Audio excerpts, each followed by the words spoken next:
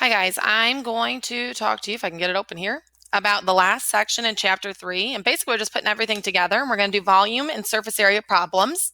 So they're going to be kind of intermixed and we need to decide which one to use at which time. So let's see what we have here. So you're going to read the problem, you're going to figure out, is it going to be surface area, is it going to be volume? And then you're going to have to make the decision which way to solve the problem. So Carla is making a tent and it's a triangular prism. That's helpful because that helps us know what the base is and what formula to use. Determine how much fabric is needed to cover the faces of the tent and the bases. So they're asking how much fabric. So that's asking us for area. That's going to be the amount of stuff on the outside, not the stuff on the inside. So we find the surface area. You have to find the area of all the pieces and you're going to add them together. So remember, there's two triangles. So the base of the triangle is 6 and the height is 4.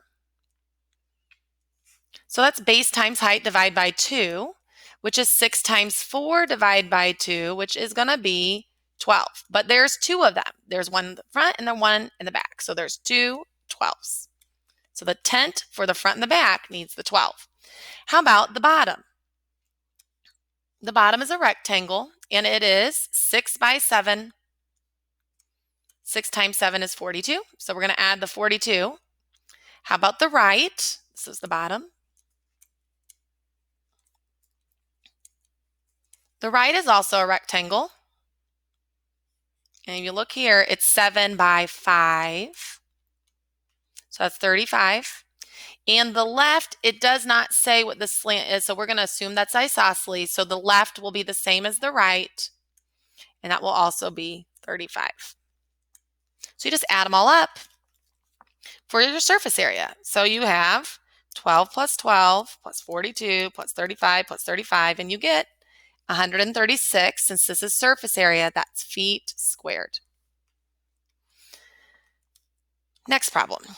Kate is painting a ceramic paperweight shaped like a rectangular prism. She wants to find the surface area. So it's even telling you what the surface area is. It's what they want.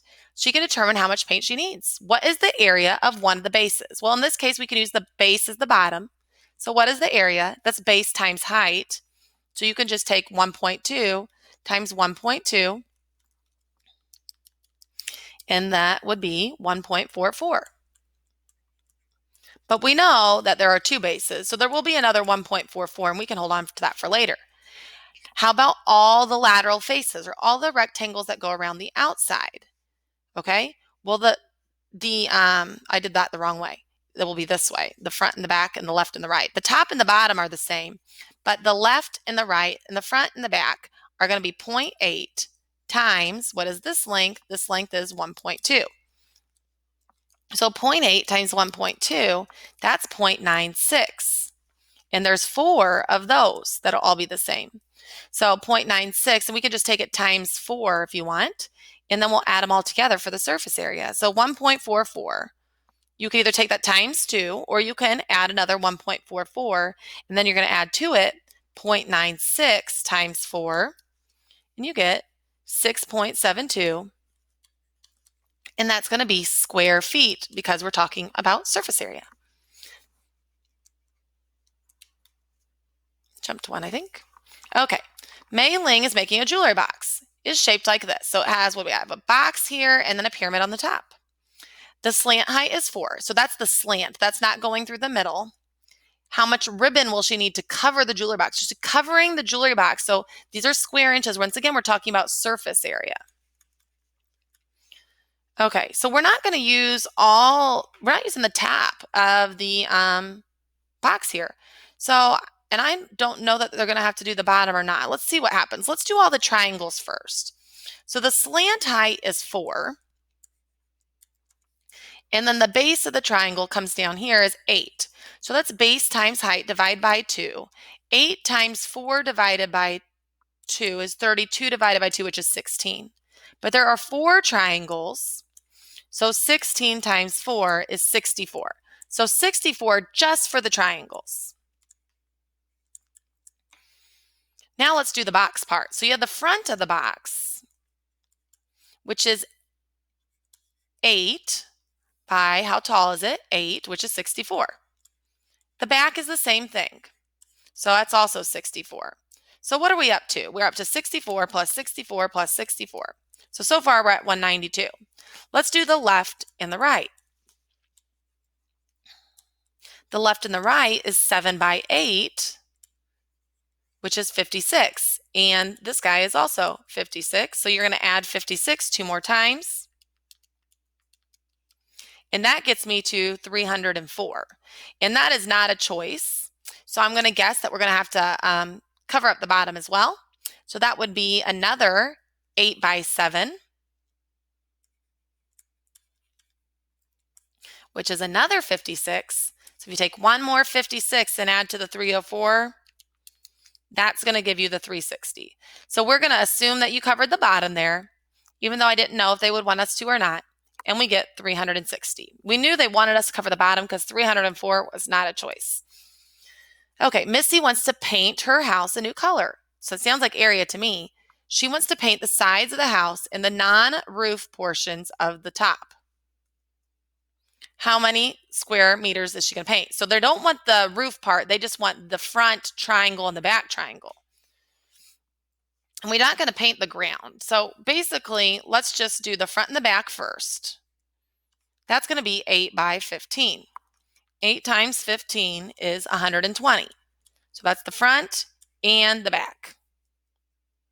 Let's do the left and the right. I'll do F and B for front and back. Left and right. Those are longer. That's 30 by 15. 30 times 15. That gives me 450. There's two of those. So now I just need those two little triangle pieces. The base of the triangle is 8, and the height of the triangle is 4. So that's base times height divided by 2, which is 8 times 4 divided by 2, which is 32 divided by 2, or 16. But there's two of those as well. So we're going to take 16 times 2 plus 450 plus 450 plus 120 plus 120. And that should be all the paint we need, which is a lot. 1,172 meters squared. Kate wants to paint every surface of the paperweight. Every surface, so even the bottom. The area of the base would be what? Well, that's going to be 10 times 20, which is 200. But there's going to be other sides as well. The area of each triangular base, how about the triangles? The triangles are going to be this amount times 9 divided by 2. Base times height divided by 2. Well, this amount here comes from this, which is 10 times 9 divided by 2, which is 45. So each of the triangles is 45, but there are actually two of them.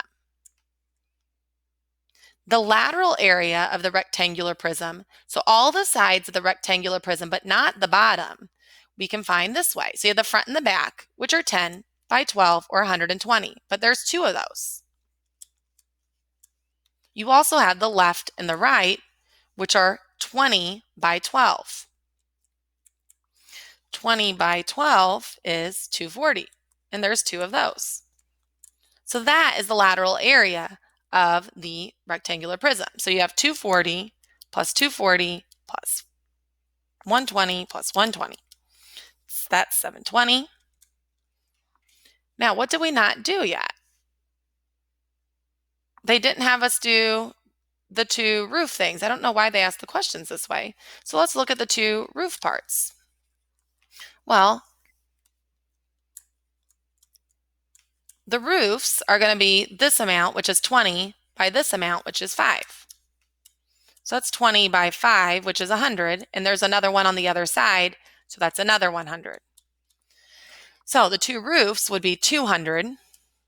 Then you'll have to add to it all those rectangles, which is 720. Then you have to add to that the bottom, which is 200. And then the two triangles, which are 45 each.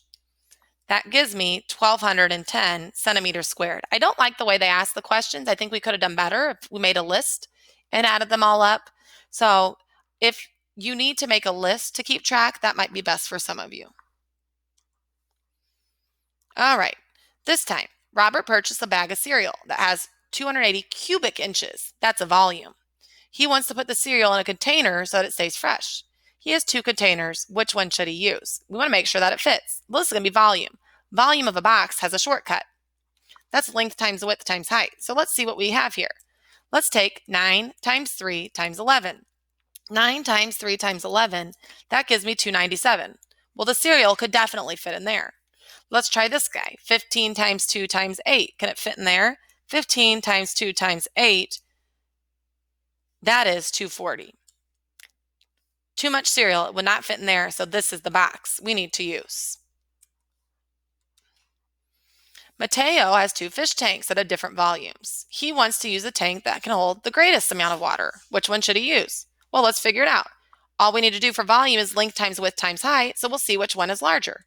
6 times 4 times 15 is 360 for tank A.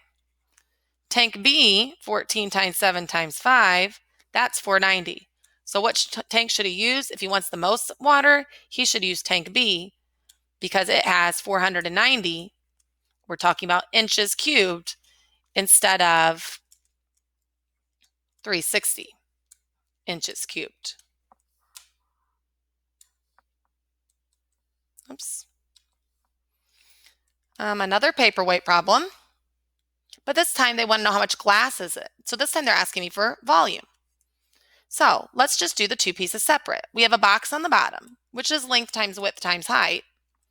So that is 4 times 2 times 5. 8 times 5 is 40. Now, the pyramid on top is a little bit different.